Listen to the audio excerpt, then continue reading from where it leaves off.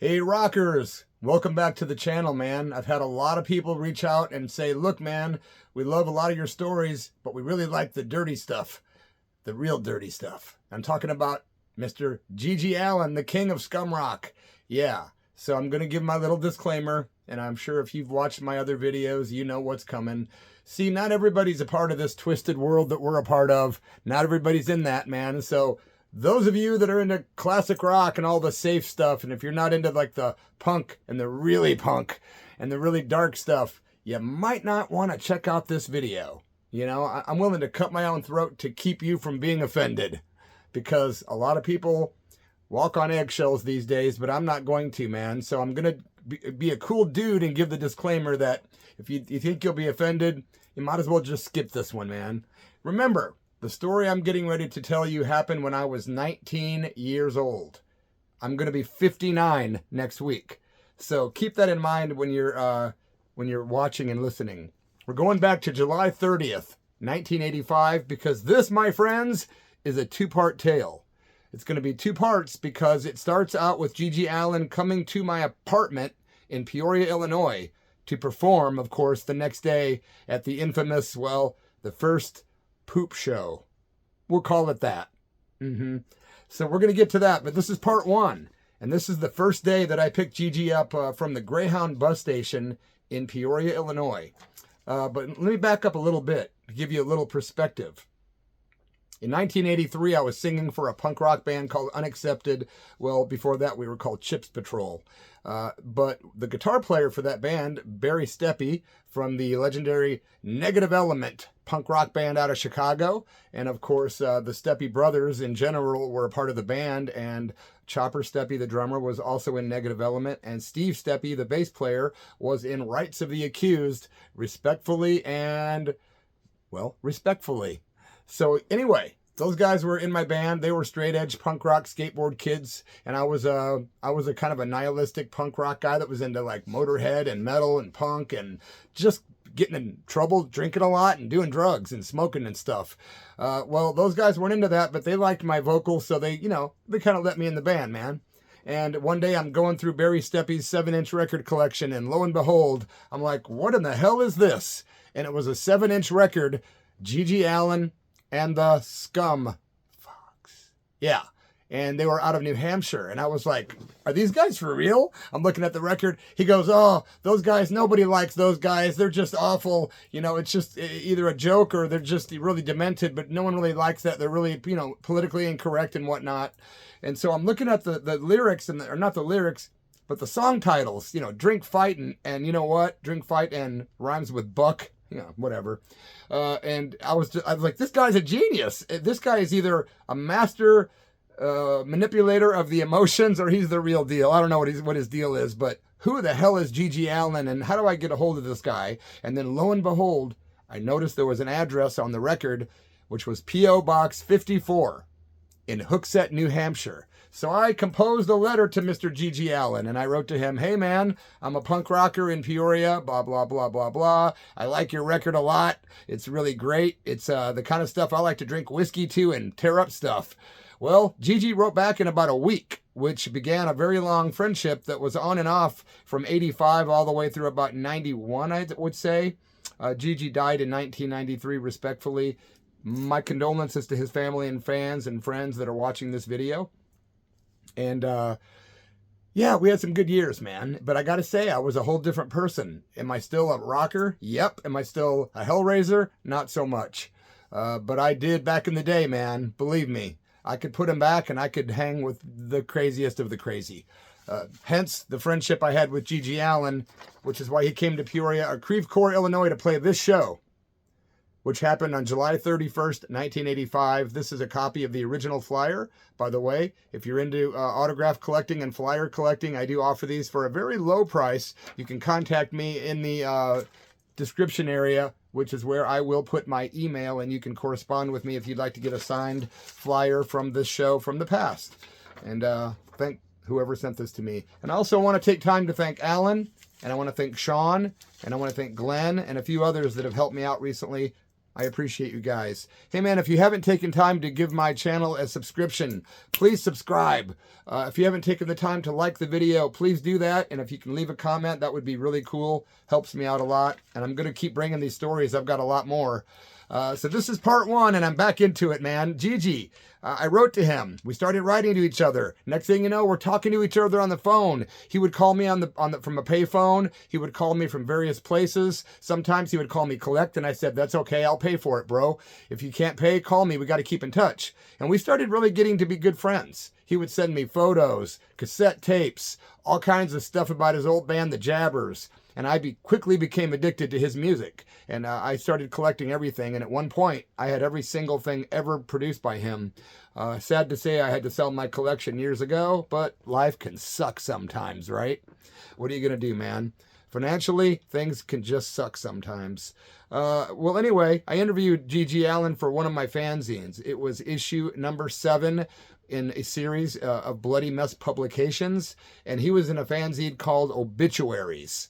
And I do believe I interviewed John Swine from Tower of Swine in the same issue, but that's another story. But GG was in the 7th issue of my fanzine series, and I decided, hey man, what do you think about coming to play my town? And he said, I'd love to, set it up, and I'll do a tour, and it'll be the Hated in the Nation tour, and I'll come to Peoria. Well, I booked the very first show, the very first hall show that happened in Central Illinois by calling around, getting prices, and I found a little hall called the VFW Hall in Creve Coeur, Illinois. You take the bridge over from Peoria to East Peoria, Illinois, and then you connect over to Creve Coeur. It's this little town, and I thought, this is where it's going to go down. And I booked my band, Bloody Mess and Hate, a straight edge band called Caustic Defiance, and GG Allin as the headlining act to perform on July 31st, 1985, never having any clue that it was going to make history in the way that it did. And I can't believe the amount of people that asked me about this particular show.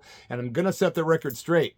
I'm going to tell you how many people were there because I went through and did a lot of research today. I read reviews of the show from the Hated in the Nation fanzine I put out back in 86 and 87. And I got real-time information from people back then that were at the show. So I was able to document and get a lot of this stuff written down. And I do consult notes while I'm doing my videos. So to let you know, I do that because my memory kind of sucks. But the day came. GG Allin. He was going to be picked up at the Greyhound station. I had made the flyer, which you saw. I distributed it all over town. People were talking about this guy. Who's this crazy rocker from New Hampshire that no one seems to really even like or know? But it's a punk show. And it's the first hall show in Central Illinois, so people were going to go. And the word was spreading like wildfire. GG was tickled pink. What a quaint expression. Well, GG comes to my town via Greyhound bus. I go to pick him up. I'm living in an apartment that's really cockroach infested, very gross. There's hookers that live in the building. There's drunks that live downstairs, a lot of crazy people in the neighborhood. And I lived on a street in Peoria, Illinois called Fredonia Avenue. Now, somebody recently figured out what my address was, but I can't find that note that I made. I was going to share that with you guys. So if you're watching this and you remembered where I lived in 1985 on Fredonia Avenue in Peoria, please leave a comment so I can share that later in a video when I do part 2 or something. But I picked GG up. We were really excited about the show. I couldn't wait to party with him and see what he was like in person because I already knew about his persona, and his second album, Eat My F, came out, and then You'll Never Tame Me had come out, and it was just great stuff, man. I couldn't wait to have him come perform live. Well, he couldn't bring a band, so he brought a cassette tape, and that's what he began doing for a while. He would bring these cassette tapes, and he would sit around and record all the music, guitar, drums, and bass, and he would record them in his studio, mix them down on a cheap cassette tape, make copies, throw them in his bag, and hit the road. All he needed was a good PA system or a boombox, which we'll get to that later too. So GG comes to town. All he's carrying with him is a little case about this big, little silver case, and it had the letters GG on it, like stickers he had put on there that said GG, real big stickers. They might have been red or blue, but he was carrying that. And when I picked him up at the Greyhound station, I wondered what he would look like. And he looked like he was burned out. You got to remember, GG was about 10 years older than me. So when I was 19, he was 29. So it was a kind of a trippy deal. I didn't realize he was going to look as old as he did. And then it hit me when he came. I'm like, GG's a lot older than me. Wow. It's just we had the same spirit, man. Hellraisers, you know, out to have a good time. He was wearing orange jeans when I picked him up, man. There were pants that were orange. He had these scuffy boots on. He was wearing the Scumfucs t-shirt, classic one with him with his head on a dog's body, the white shirt. He had on his dog collar, which he was infamous for wearing, and I think he died with that on. He was wearing a black skull bandana with a big skull right on the front. He looked every bit the way that I thought he was going to look. Cockroach tattoos and all. Yep, he had all kinds of tattoos that said, you know, well, you know what they said. But he had cockroaches, and I thought that was particularly punk rock, even though GG himself was kind of anti-punk rock. I mean, he liked it. He knew that it was a, you know, great rebellious form of music, but he liked the old stuff, like the Dolls and Iggy and that kind of punk. He wasn't really into the mohawk, spiked hair, kind of politically correct and, you know, socially conscious punk rock, and didn't really give a crap about it. But when I met him that day, I had a big black mohawk, man, a big rooster mohawk, and I was dressed head to toe in black. GG was dressed awesome, though, man. He looked really cool when he pulled up. He had shades on, and I'm like, this guy looks like he's been awake for 3 days. But we decided we were going to go ahead and take a little trip to the alcohol store. So we went to the liquor store, picked up some whiskey. Yeah, we bought a fifth. We bought a bunch of beer, a couple cases of beer, a fifth of whiskey, and some other goodies.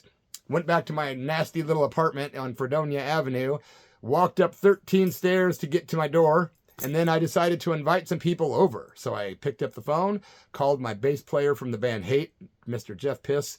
Called him. I called some other friends over. And the people that lived downstairs were the real psychos. If you think me and GG were nuts, the people that lived downstairs from me at the time I lived there, one of them went to prison for murder. Another of them was actually killed.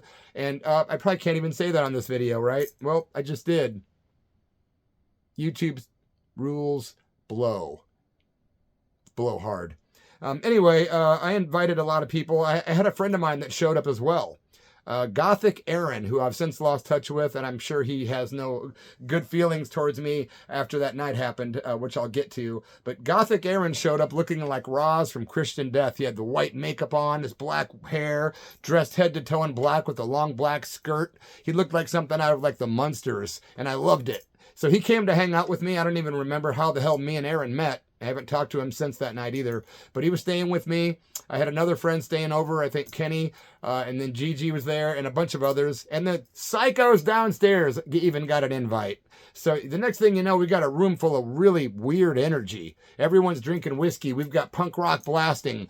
The walls are adorned with posters of Sid Vicious and the Misfits and GG Allin, my bands, and just different, you know, punk rock. And we got really, really drunk. Very drunk. Matter of fact, we got so drunk, we started breaking stuff and just getting really rowdy, and GG was being GG, and those rednecks downstairs, they weren't liking him at all. And then they decided all of a sudden they didn't like me at all. And they started calling us, you know, the word that rhymes with maggot, but it starts with an F. Yeah, I'm not going to say it. But why? I don't want to. But they started calling us faggots.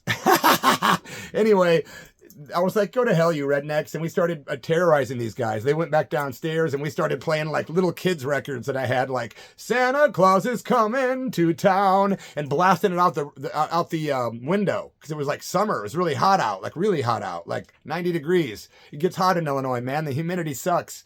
And these guys were downstairs. They're like Black Sabbath kind of guys, really into like acid and heavy drugs and like alcohol and all that good stuff. So these guys were down there and we're blasting little kids records. We're playing GG's music. These guys are calling us names. And then at one point I got drunk and decided I was going to go down there and confront these crazies and deal with it. Well, bad decision. When I went downstairs, I got jumped by about 3 or 4 people and got the crap kicked out of me. GG was down there at the stairs watching me, and the other guys were down there. People were filing out, seeing it go down. I'm like, hey, come on. Boom, boom. They're just taking me out, man. And I'm like, GG. And nobody jumped in. So I was a little mad. I remember being pissed off, going back upstairs, and, you know, I took it like a man and went back upstairs and took it like a man. What a stupid expression. But I took it, man. And, yeah, I took it, man, not like a man. And I went upstairs and I, you know, got back to drinking whiskey. So, you know, got beat up and everything. And it was a complete chaotic nightmare that night. Everyone got blacked out drunk. Everyone was out of their skulls. It was completely insane. Stuff was broken. There was glass broke, you know. It was insane, dude. The next morning, when we woke up, the 13 stairs that were leading to my apartment were tore off the freaking house. I mean, it was still attached to where you could walk down, but barely. So it was just a real complete insanity thing that happened that night, man. All I remember is waking up and just feeling like, just literally like hell, thinking, oh my God, we haven't even done the gig yet or the after party, and I'm already toast. And I was 19 years old, so, you know, I drank a lot that night. For sure, we were drinking beer, and Gigi was drinking beer and whiskey, and we got freaking plastered. Oh, and I forgot to tell you, one time at one point during the night, before the people even came there, before people even arrived to party with us, we had already broken open the whiskey, and I was already feeling it.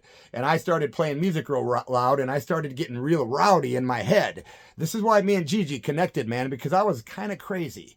And next thing you know, man, I don't know, I hate to say this to you guys, but I pushed Gigi down the stairs that led down to the stairs to walk off the, out of my apartment. And he went flying down the stairs, and boy, I've never seen anybody so pissed off, which of course he's going to be, right? You throw me down the stairs, I'm going to come back at you. And of course, that's exactly what he did. He's like, you mother effer. And he comes running up the stairs and he's trying to punch me. And I'm laughing at him. I'm literally laughing. I'm like, Gigi, I was just getting rowdy. I wasn't trying to fight you, man. And I'm trying to block him from punching me. And I'm like laughing my ass off. I'm completely out of my gourd on whiskey. And he's like, I remember it was like a slow motion film. He starts slowing down. Oh, I thought you were trying to fight. And he's like, don't you ever push me downstairs again, mother effer. I go, it won't happen again, bro. Pardon me and my whiskey ways. And Gigi kind of brushed it off, but I think I established my dominance with him that night. And he knew that I wasn't really afraid of him. Again, I didn't do that. I didn't plan that. It wasn't some act of masculinity. It wasn't bloody trying to out Gigi. There's so many rumors that have gone on over the years about me and that guy, and they're such bull crap. That we had an affair, that all these things happened, that we had the sex thing. None of that's ever been true, bro. Period. I'm a pretty honest person, and if anything like that happened, I'd probably just brag about it and say, hey, it is what it is. But no, there's all kinds of rumors. Oh, Bloody was a GG wannabe. Yeah, right. I had humor in my music, and I was a lot different than he was. We were birds of a effed up feather, for sure. We were two peas in an effed up pod, for sure. But there was a lot of differences between me and him. I really did. I had a sense of humor. So did he. Don't get me wrong. He had a great sense of humor. But that was early Gigi. Like, he would take these Mad Magazine songs and make, twist them around. Instead of nose jobs, it'd be blow jobs or whatever. Thing is, though, later on, he lost that sense of humor in his music, and there was nothing funny about it. You know what I'm saying? After a certain period of time, the things he did that were kind of funny became darker and scarier. And so the people that followed him at the time were a lot of people at the time that needed a role model that was dark and scary, because maybe that's what they had their whole lives, like Gigi's father, a pretty messed up bunch of people we were, and some of us still are. Hey, man, I'm not saying I'm no saint. I'm just saying this is a whole different time, man. 1980 freaking 5, you guys. So me and Gigi we wake up. I realize the stairs are torn off the house. I'm like, how am I going to explain that to the landlord? I'm flicking off the cockroaches off my body. We wake up. I don't even remember what we ate or anything. But you know what we did? We decided to take a walk up to the convenience store for 2 things: alcohol and laxatives. Yep. I said, hey, man, he's talking about doing this thing on stage that he's never done before. And it's a pretty gross thing. And you guys know exactly what I'm talking about. I'm talking about a grown man going number 2 on the stage. And when I was 19 with a big mohawk and a leather jacket, I thought that was one of the funniest things I'd ever heard in my life. And I go, I dare you. I double dog dare you to crap on a stage. And he says, I will. Let's go get some Ex-Lax. I go, I'll pay for it. So we walked up the street to a store called Convenient, and literally walked to the end of Fredonia, crossed over Western Avenue in Peoria, walked into the front door of the convenience store. We got some bottles of booze. We got some beer to have at the after party, which was going to happen after the show that night. And we bought a box of Ex-Lax. And yep, my friends, that is what began a crazy historical moment for GG Allin. We went back to my apartment, and he immediately ate like 4 times the amount you're supposed to eat. And I was like, are you freaking nuts, man? And he's like, well, I got to make sure it works, bloody. And I'm like, wow, can't let the fans down, huh? Anyway, it was funny because he kept holding it in. He took that, and within an hour, his stomach's like rumbling, and he's just like, it was like really whack. And Gigi's like, oh man, this is getting uncomfortable, man. It's getting hard to hold it in. I'm like, dude, this is bizarre. And it got worse and worse throughout the day. And then when it got time to leave for the gig, he was literally just like, nope, I'm not, no matter what, I'm not going to the bathroom until that happens on stage. And he was complaining and uncomfortable. And at one point I even said, man, just go to the bathroom and don't do that on stage. That's just really stupid anyway or whatever. And he was like, nope, I'm definitely going to on stage. And that's where I'm going to cut part 1, because that was the end of the first day and I've already spilled into the second day. I'm going to make part 2 right now, and I'll drop it tomorrow. So thank you guys for watching part 1 of this poop scoop video. I appreciate you guys. Please subscribe. By the way, I'm going to be performing in Davenport, Iowa next Friday, March 14th at the Raccoon Motel. Tickets available at theraccoonmotel.com. Thank you to Ragged Records for promoting that and getting me out to the Midwest. And I'll be appearing Saturday, March the 15th at the Livewire Lounge in Chicago, Illinois. It's going to be killer, man. My birthday hits at midnight that night on stage when I'm in Chicago, and it's going to be one hell of a party. Thanks to Super 88 for backing me up. Thanks to Camp Regret and Blaster for playing on the bill, and Super 88 for Davenport. Thank you to Calidius Time Bomb and the Horrids and Punk Rock Tacos in Chicago for being on the bill at the Livewire. I appreciate you guys. Hope to see you at the shows. Now I'm going to go ahead and film part 2 of this video, and then we will finish the story there. I feel like Paul Harvey, if you guys are old enough to remember, I'm Paul Harvey, and that is the rest of the story. Cheers. Like my Fang shirt?